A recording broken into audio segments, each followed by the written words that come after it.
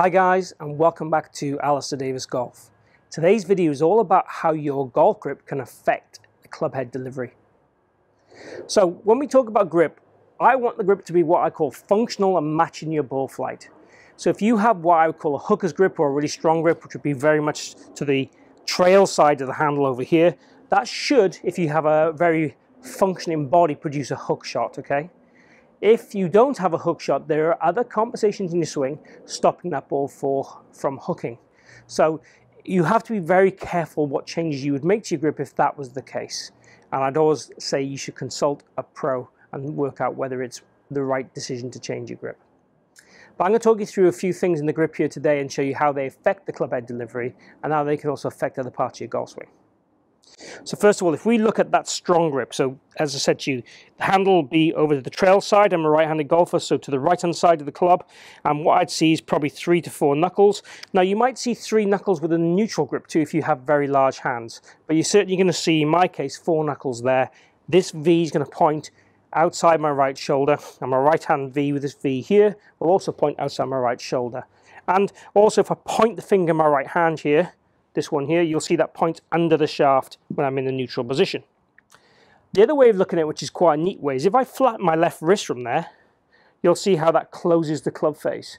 So ideal world of contact, we want a flat wrist. So if we have a position of a grip at a address that when the wrist becomes flat and it closes the face, I know that that's going to be quite a strong grip. Now bear in mind at address I'd want some cup in the wrist or extension in the wrist. And that impact, I want it flat, okay? But the shaft is also going to be leaning forward as we do that. So that helps to make that club face square and not just going from a neutral position or a flat position at address and then flat wrist and the face goes open. It's going to be slightly cupped to the shaft, flat position, and leaning forward gives us a square position of the club face, ideally at separation, okay? So we have contact and separation. Now if I have a weak hand, which would be the left hand over here, so kind of one knuckle showing, the V pointing very much left side of my face or even towards my shoulder, and I flatten the wrist, it doesn't change the club face a huge amount. It might open the club face a fraction, but it's much harder to have a big change in the club face position with a weak grip. But the weak grip certainly will encourage poor mechanics of the wrist in the golf swing and encourage that club face to open at contact, causing that fade or slice shot, which most people would not want. The other thing I see with grip quite a lot is people holding it in what I call the palm, so that it'll be held up here. Now that causes a loss of power. It causes the wrist not to want to what I'd call cock or radial deviate correctly. It'll make the swing quite stiff and it'll make your arm want to kind of bend in the backswing.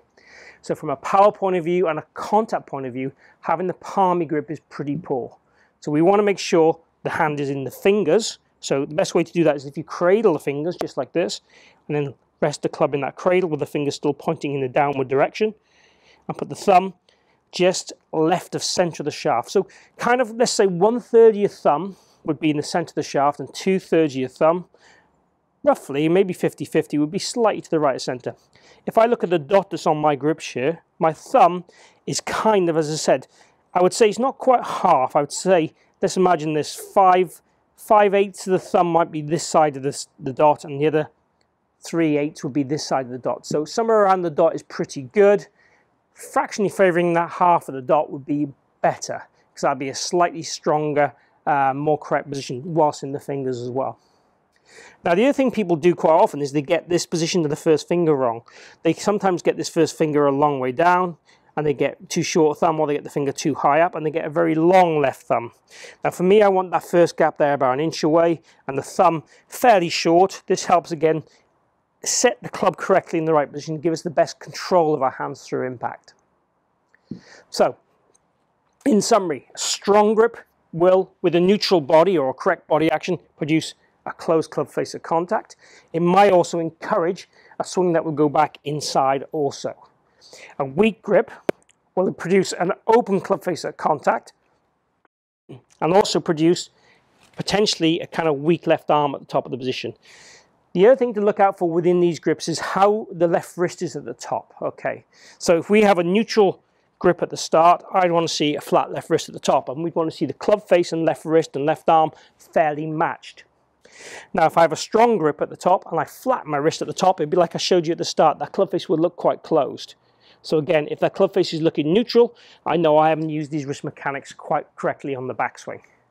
So it's important just to understand your grip, your wrist mechanics, and the ball flight you should produce from there. And again, probably the take-home message would be, if the ball flight is straight, don't worry about your grip. If the ball flight is not consistently straight, then something you could look at is your grip and how that affects your delivery. So if you overdraw the ball or overmove the ball right to left and you have a strong grip, it's a nice change to make. If you overcut the ball and you have a weak grip, it's a nice change to make. Just change your grip, don't worry about the rest of your golf swing, and hit some shots, and you should start to see the ball flight change pretty quickly. It'll feel uncomfortable, but it should change pretty quickly. If you've got any more complications going on, maybe take an online lesson with myself, or maybe grab a lesson with a PGA Pro near you and check out what's going on and understand how your wrists will work. You also have how the forearms will work in relation to that too, so the supination and pronation of the forearms. I'll perhaps do another video talking about supination and pronation in the forearms and how they rotate and how they can help manage or mismanage your wrist conditions at the top of the backswing. Hope you've enjoyed this video. If you have, please click like down below. If you haven't subscribed already, please do so. I've got regular content coming every single week on a variety of subjects. And please chat. Tell me what videos you want to hear from me. I'll come back to you with a video as soon as I can. Thanks for watching. See you again here soon.